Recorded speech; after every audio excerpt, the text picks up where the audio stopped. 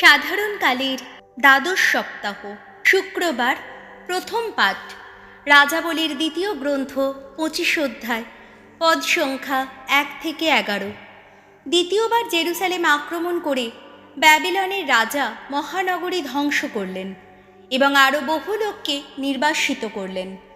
জুদার রাজা সেদেকিয়ার রাজত্বকালের 9ম বছরে 10ম মাসের 10ম দিনে ব্যাবিলনের রাজা নেবুকাদনেজার তার সমস্ত সেনাবাহিনীকে সঙ্গে নিয়ে জেরুসালেম আক্রমণ করতে এলেন।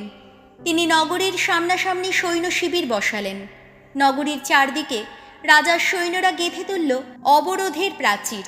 রাজা সেদেকিয়ার আমলের 11 বছর পর্যন্ত নগরী অবরুদ্ধ হয়েই রইল। সেই বছরের 4র্থ মাসের 9ম দিনে নগরীতে খাদ্যের নিদারুণ অভাব দেখা দিল। লোকদের দেবার মতো এতটুকু খাবারও আর রইল না। সেই সময়ে নগর প্রাকারের একটি অংশ ভেঙে ফেলা হলো। সেই রাতেই যোদ্ধারা সবাই রাজ উদ্যানের কাছে অবস্থিত সেই 2 প্রাকারের মাঝ দরজা দিয়ে শহর ছেড়ে বেরিয়ে গেল। যদিও কালদীয়রা তখনও শহরটি ঘিরে রয়েছে। রাজা তখন আরাবায় যাবার পথ ধরলেন, কিন্তু কালদীয় সৈন্যদল রাজার পেছনে তাড়া করল। শেষে তারা তাকে ধরে ফেলল জেরিকোর নিম্নভূমিতে। সেখানে তার সমস্ত সৈন্যদল তাকে ছেড়ে চারিদিকে ছড়িয়ে পড়ল। কালদীয়রা তখন রাজাকে ধরে রিবলা নগরে ব্যাবিলনের রাজার কাছে নিয়ে গেল। সেখানে তার বিরুদ্ধে দণ্ডাদেশ ঘোষণা করা হলো। প্রথমে সেদেকিয়ার চোখের সামনেই তার পুত্রদের কতল করে মেরে ফেলা হলো।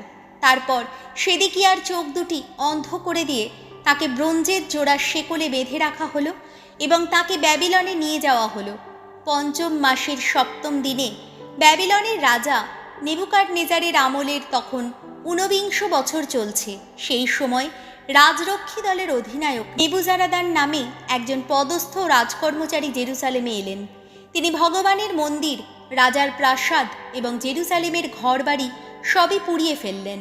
গণ্যমান্য ব্যক্তিদের প্রতিটি বাসভবনই তিনি আগুনে পুড়িয়ে ফেললেন। তারপর যেসব কালদীয় সৈন্য রাজরক্ষী দলের অধিনায়কের সঙ্গে ছিল, তারা জেরুসালেমের গোটা প্রাকার বেষ্টনী ভেঙে চুরমার করে দিল।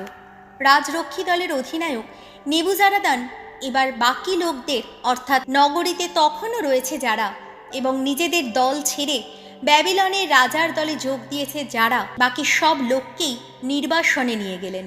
অবশ্য রাজরক্ষী দলের অধিনায়ক দেশের দিন দরিদ্র এমন কিছু লোককে দেশে রেখে গেলেন যারা আঙুর খেতে আর শস্য খেতে চাষের কাজ চালিয়ে যাবে। প্রভুর বাণী। শ্যাম সঙ্গীত ধুয়ো। প্রভু, প্রবাসী মানুষ আমরা, আহা তোমায় যেন ভুলে না যাই। ব্যাবিলনের নদী তীরে আমরা তো সেদিন বসে বসে কেঁদেই ছিলাম সিয়নের কথা ভেবে।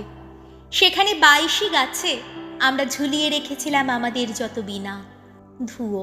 প্রভু, প্রবাসী মানুষ আমরা, আহা তোমায় যেন ভুলে না যাই। যারা আমাদের বন্দি করে এনেছিল তারা তো তখন আমাদেরই মুখ থেকে শুনতে চেয়েছিল গান। যারা সেখানে আমাদের কত দুঃখ দিচ্ছিল তারা কিনা শুনতে চেয়েছিল আনন্দেরই গান। তারা বলেছিল, শোনাও দেখি সিয়ন দেশের গান। ধুয়ো। প্রভু, প্রবাসী মানুষ আমরা, আহা তোমায় যেন ভুলে না যাই।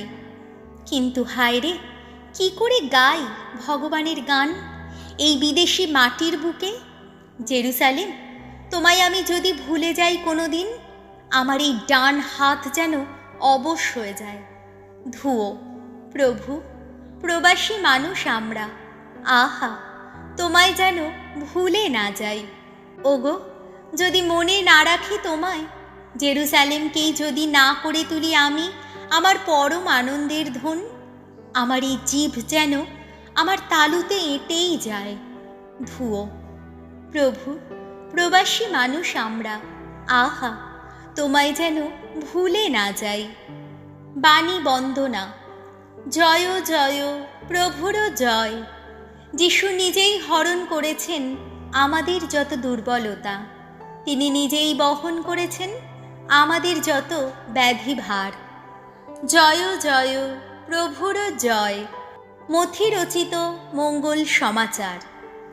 8 অধ্যায়, পদ সংখ্যা 1 থেকে 4। যিশুর প্রতি কুষ্ঠরোগীর আবেদন। প্রভু, আপনি চাইলেই আমাকে সারিয়ে তুলতে পারেন। উপদেশ দেবার পর যিশু যখন পাহাড় থেকে নেমে এলেন, তখন বহু লোক ভিড় করে তার পিছু পিছু চলতে লাগলো।